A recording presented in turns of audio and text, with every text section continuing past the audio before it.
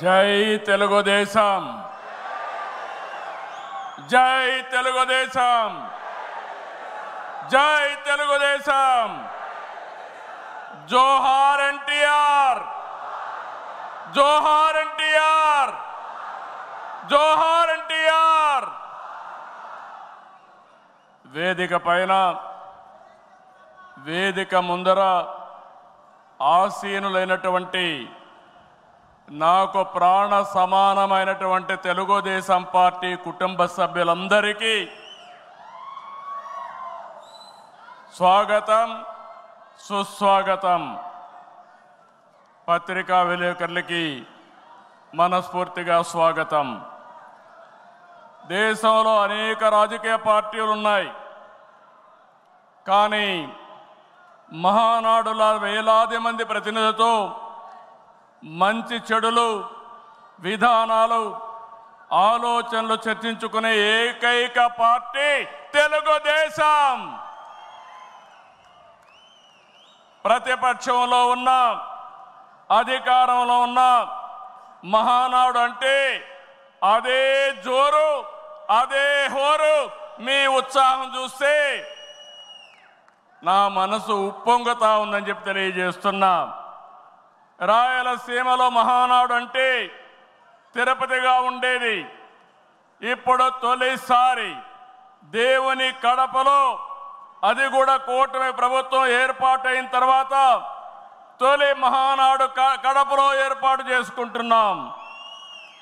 ఈరోజు కడప గడ్డపై జరుగుతున్న ఈ మహానాడు చూస్తే ఎన్నికలై ఏడాది జరుగుతున్నా మీలో ఆ కసి, ఉత్సాహం, ఉద్వేగం ఏమాత్రం తగ్గలేదు. నేను చాలా మహానాడు చూశాను. దగ్గర మనం చూస్తే 34 మహానాడులు మనం జరుపుకున్నాం. 2 మహానాడులు డిజిటల్గా జరిగాయి. అయితే ఈసారి కడపలో, దేవుని గడపలో జరిగే మహానాడు ఒక చరిత్ర సృష్టించబోతుంది. సువర్ణాక్షరాలతో ఆంధ్రదేశ రాష్ట్ర ఆర్థిక పరిస్థితి ఒక దిశ నిర్దేశిస్తుందని చెప్పి తెలియజేసుకున్నా. ఈరోజు చల్లని వాతావరణం. అన్ని మహానాడులంటే చాలా వేడివేడిగా ఉండేది, ఎండలు ఎక్కువ ఉండేటివి. ఒక ప్రశాంతమైన వాతావరణంలో, ఆహ్లాదకరమైన వాతావరణంలో ఈరోజు కడపలో మహానాడు జరుగుతూ ఉంది. ఉమ్మడి కడప జిల్లాలో 10 స్థానాలకు గాను 7 స్థానాలు గెలిచాం. మన సత్తా చాటాం. ఈసారి ఇంకొంచెం కష్టపడితే 10కి 10 మనమే స్వీప్ చేస్తాం. రాయలసీమ ప్రజలు అద్భుత చైతన్యంతో ఈసారి ఇచ్చిన తీర్పును గౌరవిస్తూ వారికి ధన్యవాదాలు తెలపడానికి కడపలో మహానాడు పెట్టాలని నిర్ణయించాం. ఈ మహానాడును మీరు చూస్తే బ్రహ్మాండంగా చేసిన నాయకులకు, కార్యకర్తలకు మనస్ఫూర్తిగా అభినందనలు, కృతజ్ఞతలు. 2024 ఎన్నికల్లో పార్టీ సాధించిన విజయం అసామాన్యం. 93% స్ట్రైక్ రేట్, 57% పైన ఓటు షేర్తో కొత్త చరిత్రను సృష్టించాం. ఇది ముమ్మాటికి కారణం పసుపు సైనికులే. ఇక్కడుండే మీ నాయకత్వమే కారణమని మీ అందరికీ విజ్ఞప్తి చేస్తున్నాం. మీరు చేసిన పోరాటాలే నేటి అధికారం, మీ త్యాగాలే నేటి ఈ స్థానం. ఇది కాకుండా సమయానుకూలం మనం ఎప్పటికప్పుడు స్ట్రాటజీ కూడా ఆలోచించినప్పుడు జనసేన, బీజేపీ పొత్తు పెట్టుకుని ఎన్డీఏ ఏర్పాటు చేసుకున్నాం. దానివల్ల కూడా ఈరోజు ఈ మహా విజయానికి దోహదం చేశాయని చెప్పి విజ్ఞప్తి చేస్తున్నాం.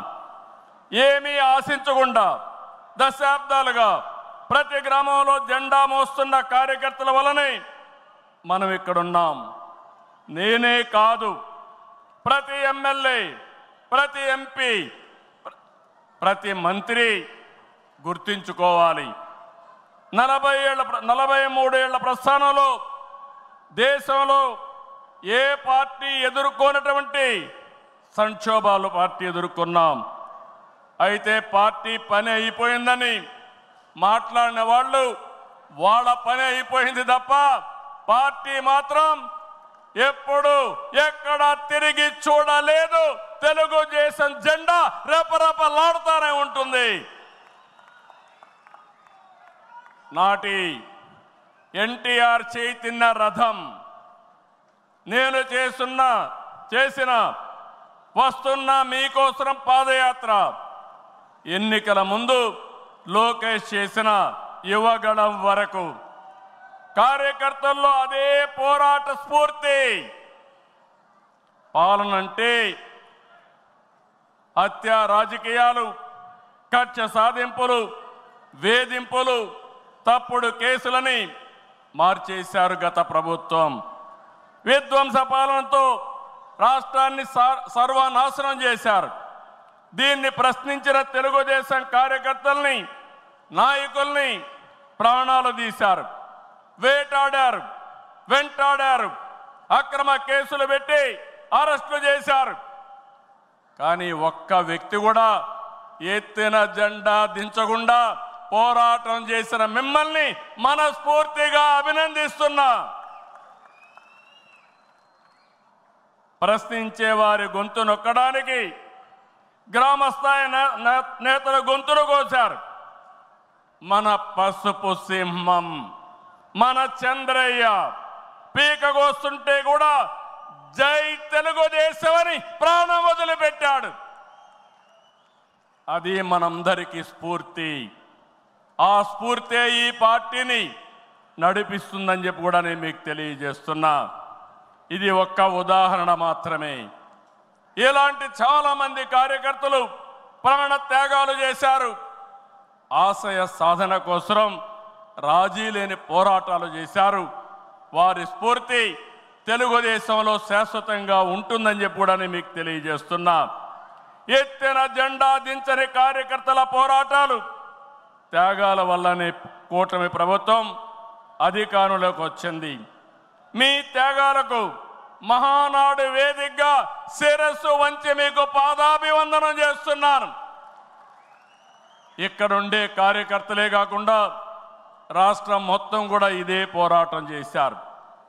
మీ త్యాగాలు వృధా కానివ్వం. కార్యకర్తల కష్టానికి గౌరవం, గుర్తింపు ఇస్తాం, సంక్షేమం చూపిస్తాం. ఈ రాష్ట్రాన్ని దశ దిశ మార్చే కార్యక్రమాలకు శ్రీకారం చుడతాం.